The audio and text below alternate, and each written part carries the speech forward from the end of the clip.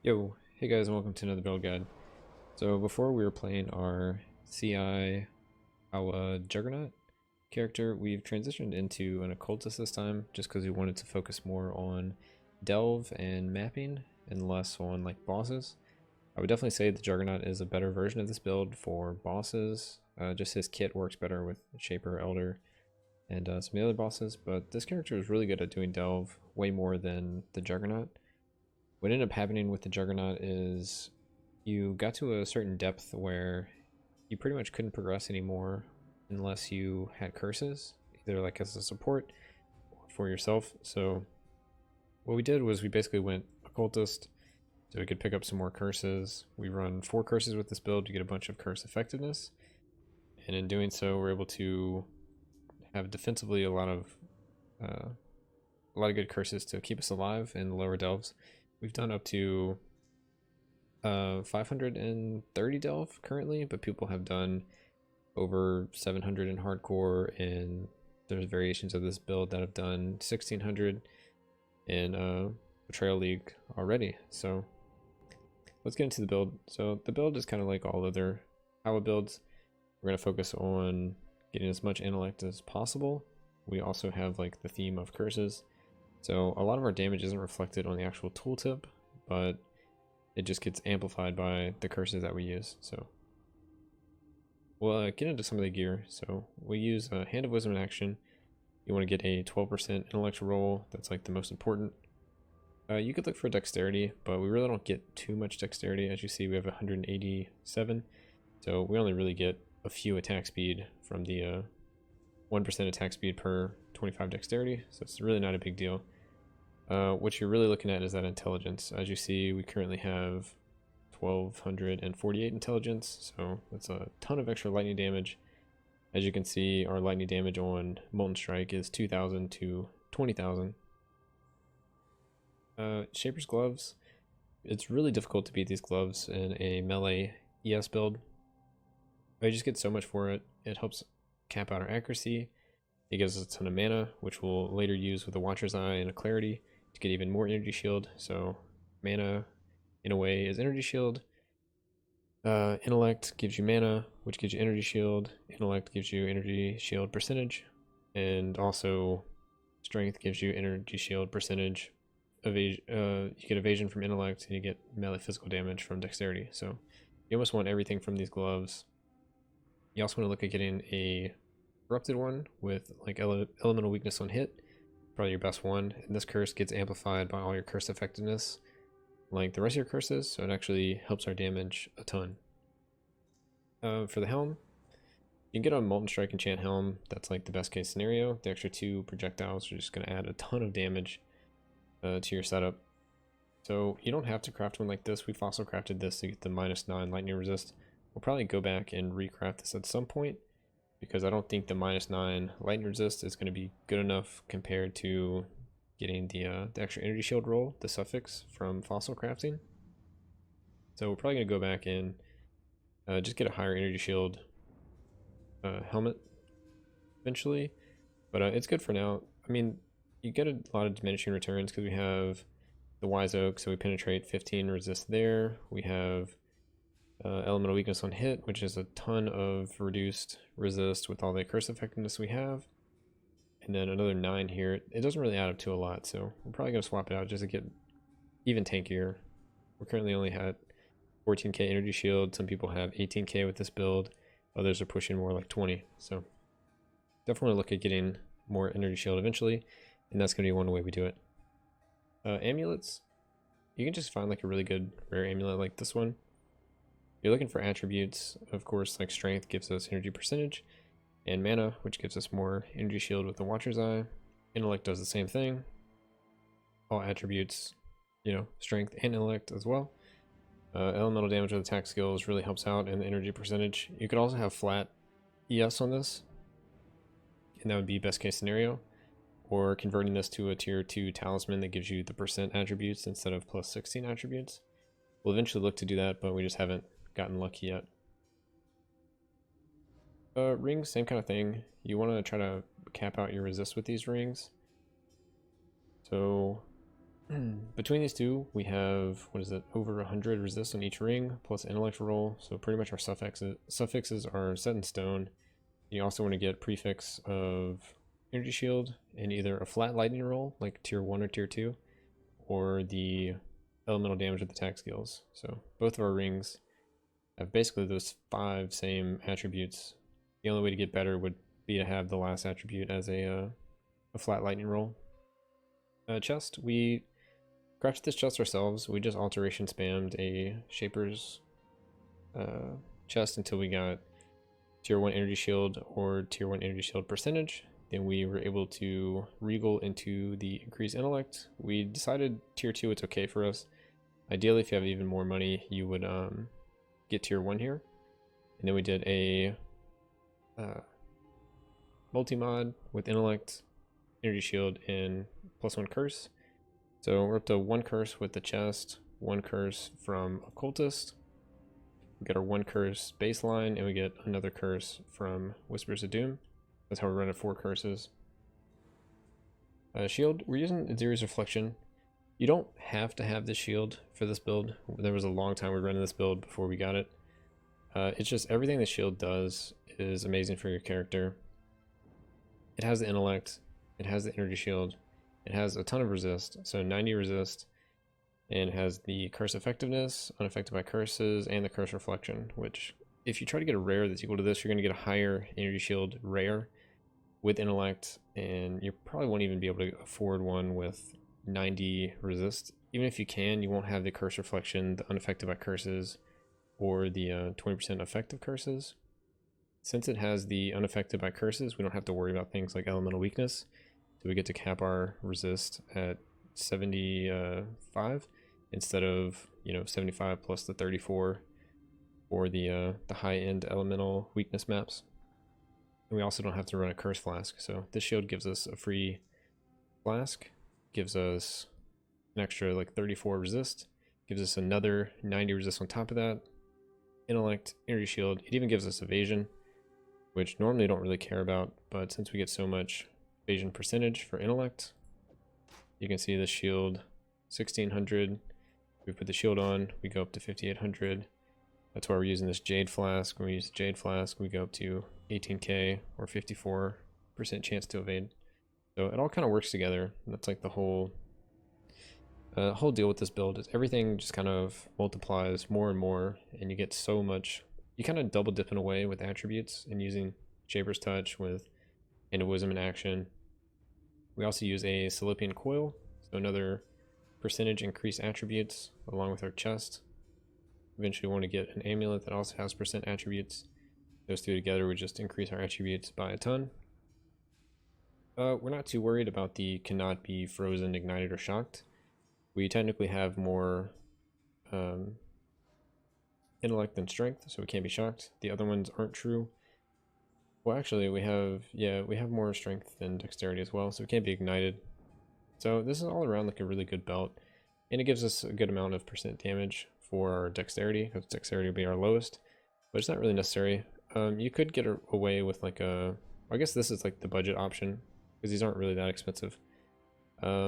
Late game, you'll get a Elder Crystal Belt. They're currently like 5x for the base right now.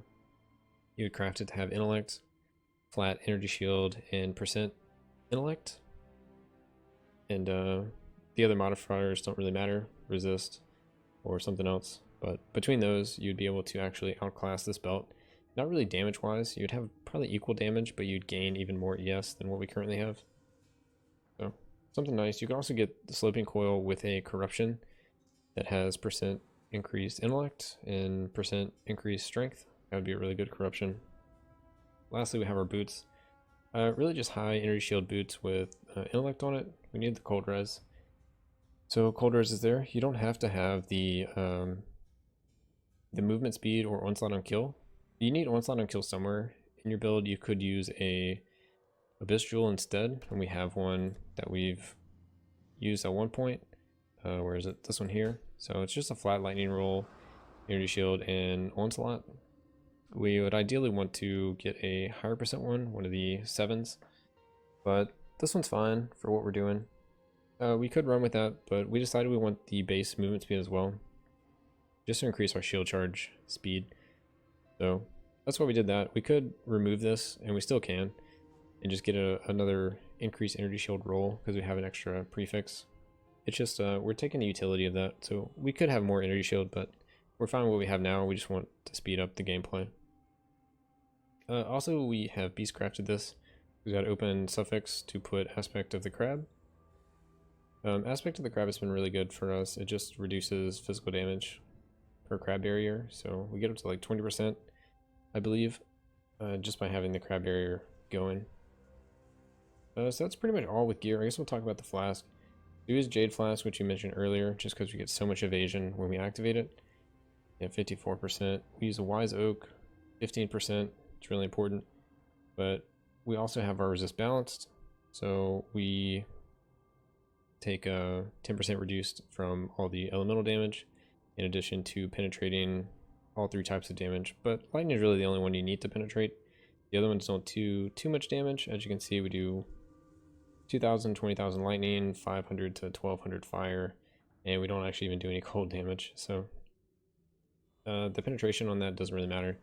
If you're going really budget and you can't balance your resist, just make sure your lightning resist is your highest, and make sure it stays highest when you use Flask. So we use one of each Flask just to get even more defense, and yeah, make sure our Wise Oak stays balanced when we're using our Flask.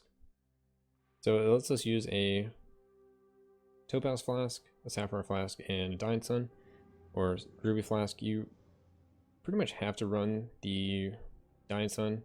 Just extra projectiles in the area of effect is just amazing. So highly recommend. I would also highly recommend the Taste of Hate. You can switch out the Topaz Flask for like a Vinctars. I just tend not to do it because like you technically have this affix open because we can't be shocked because our intellect is higher than strength. So we really don't even need this shock flask. We could switch it out for something else. We should probably actually roll this to a bleeding flask. But we're just not really worried about bleeding because we can't be inflicted by vulnerability. So we're really not going to die to bleeding. But it's probably better to have than what we're currently doing. So that's those. We'll talk about our jewels because those are kind of like gear.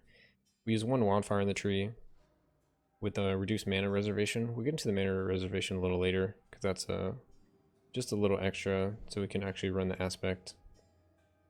Just some damage jewels. You want energy shield on all of your jewels, so we just do flat. Lightning damage is your best friend here, so we go tier 1 lightning roll. Lightning is the best because we try to penetrate the lightning resist. We have reduced minus lightning resist here. Elemental weakness, most of our damage is lightning. You can swap out one of the gems. Increased area effect could be lightning penetration. We'll get into that when we get to the gems, but that's why we're focused on lightning so much. Next we have our Watcher's Eye. This is all you really need is the Clarity Watcher's Eye. If you can get a Clarity Discipline one, that'd be really good, but this is the most important, is getting the maximum mana as extra energy shield while affected by Clarity. That's what we were talking about earlier, where Strength gives you mana and gives you mana. Mana is going to give you energy shield, and then Int and Strength gives you % energy shield, and that's how we get these crazy numbers. Another jewel, lightning damage, the best damage to look for. Projectile damage, Molten Strike, it does projectiles, so you definitely benefit from the damage. Area damage could also work. You just want to avoid things like fire damage. Generic damage could still be good as well, just regular damage. And then yeah, we had to have a 11 fire and lightning to get our resist balanced, so that's what we have there. Then we use 3 fertile mines. This fertile mine also has 1% reduced mana reservation. As high of int as possible that you can get is great, but they kind of range drastically in prices, so whatever you can get really. We've got a 23 with corrupted blood cannot be afflicted on you. That's why we're not really worried about bleeding, but we will swap our flask out after this video to make sure we have a bleed flask, just to be even more safe. And then another fertile mine with a reduced mana reservation. Okay, and as you can see from the tree, we pick up Elemental Overload because we don't actually crit, so just With all the hits, we're eventually going to crit, and we'll just get the 40% increased elemental damage, but we're not a crit build, so we don't care about the crit multiplier. So we're okay with sacrificing that to get more damage. We go CI, so we're immune to chaos damage, and our shield is effective. Ghost Reaver to get leech to our energy shield instead of life. Vol Pack just to increase our life leech even more, and Point Blank to get our damage even higher.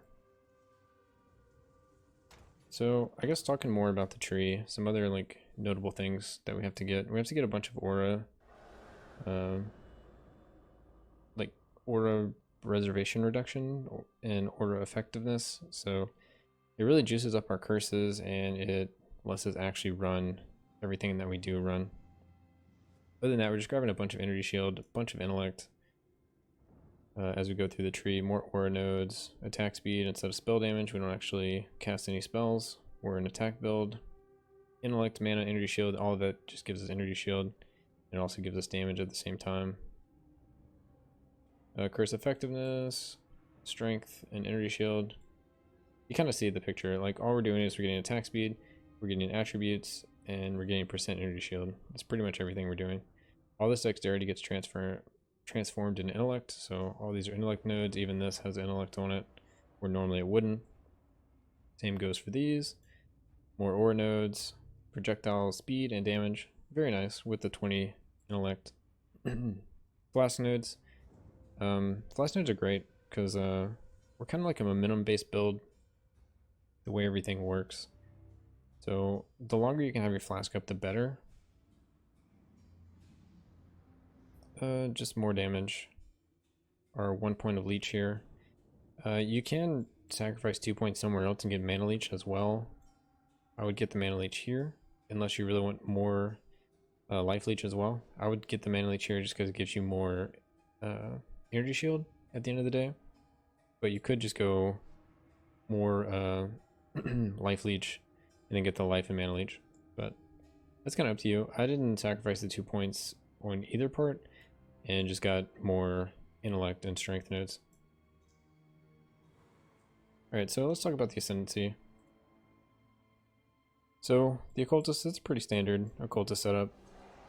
Just curse effectiveness, energy shield, where we can now curse hexproof enemies, so no enemy will be able to like resist our curses. There's one like beyond boss that is immune to curses, which is different than being hexproof. We found that out the hard way. But you don't really see him too much, especially this league. And Profane Bloom just kind of helps out when you're mapping to explode everything and deal with the cleanup, which is kind of an issue we had with our Juggernaut. Another reason why we switched. Just we want to curse everything, we want to make sure everything is cursed all the time. And we want to help speed up our delving and our mapping. This definitely does that very well. More energy shield and curse effectiveness. We get an additional curse, effective curses, and we get extra damage when we kill things. So really good. And the malediction isn't bad. And that'll come into play when we talk about our gem setup as well. Same thing over here, more energy shield. Flat energy shield and energy shield is not interrupted if damage, interrupted by damage if recharge began recently, which is really nice because you can do Vol Discipline and doesn't get interrupted. That's always kind of cool. And also just if you can get out of a fight for a moment, then you'll be able to just continue to regen, which is very helpful in some of the boss fights like Uber Elder or Shaper.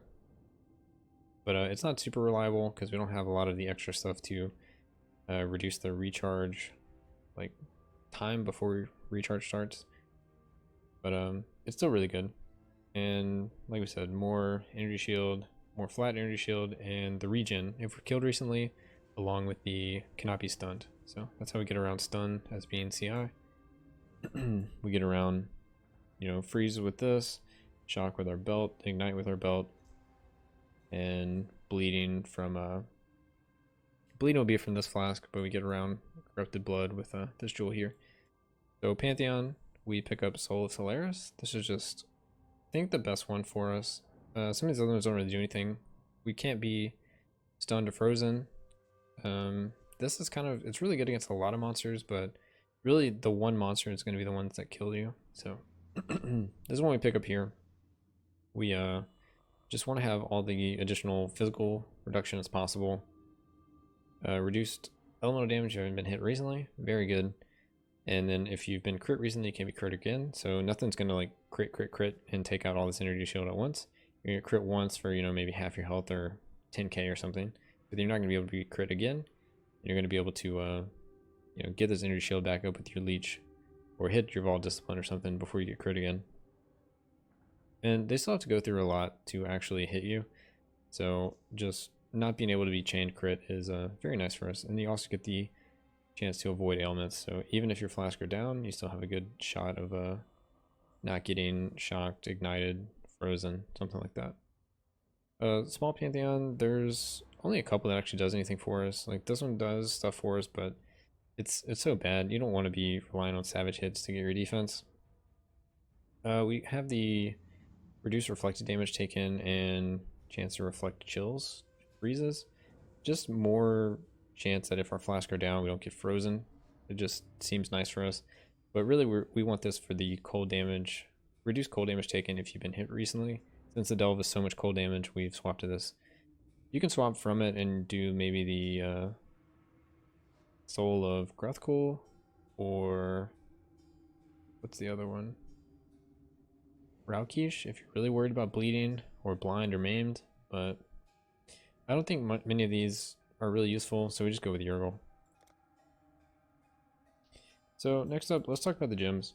We're using Shield Charge, Fortify, faster attacks.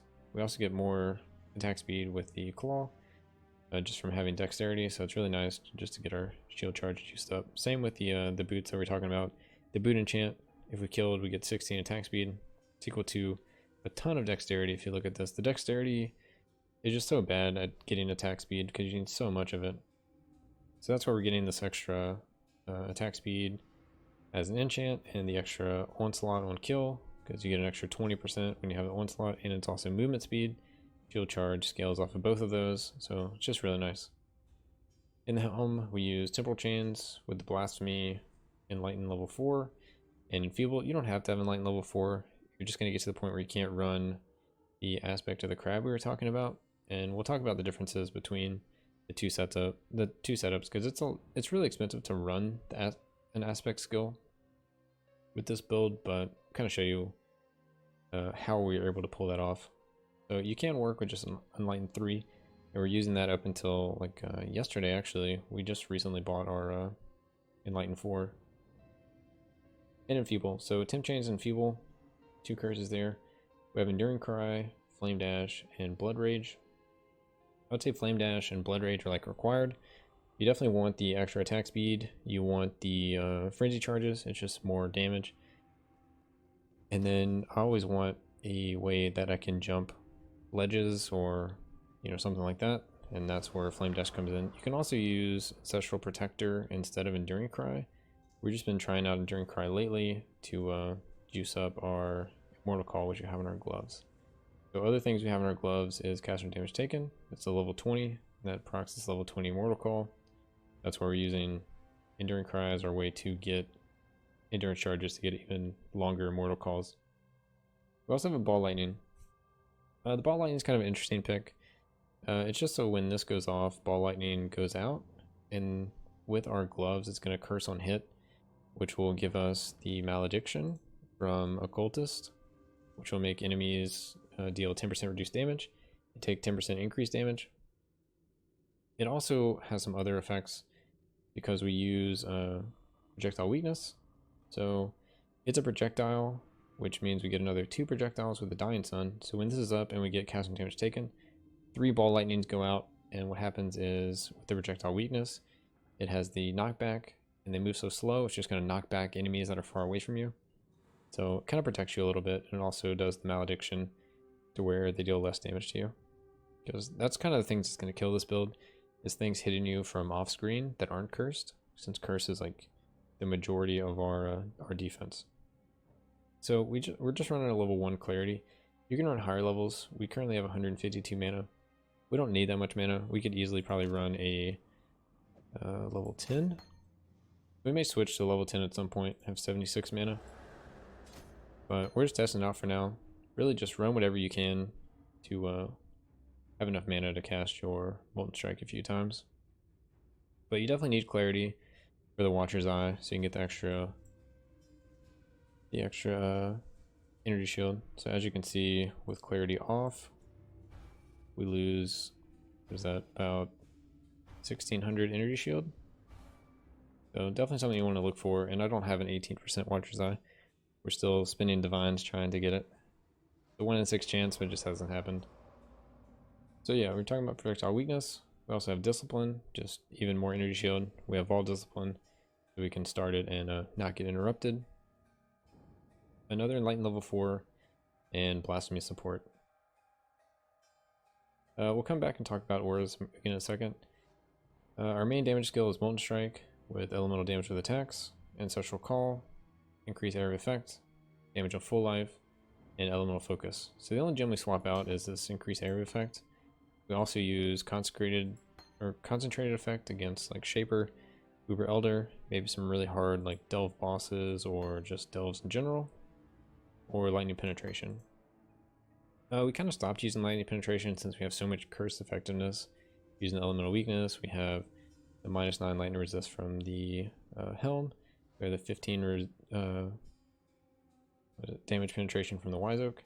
So all that together kind of gives lightning penetration not as much damage as some of these other ones. So we currently use increased area effect just for the speed of it. There's also some other things. You can swap out the curse, like maybe projectile weakness with conductivity, or maybe even enfeeble or temp change the conductivity if you want to try out trying to get some more damage, but I found it wasn't really necessary. I'd rather have the safeness of the enfeeble temp chains, because you have so much defense that it's really hard for things to really hit you.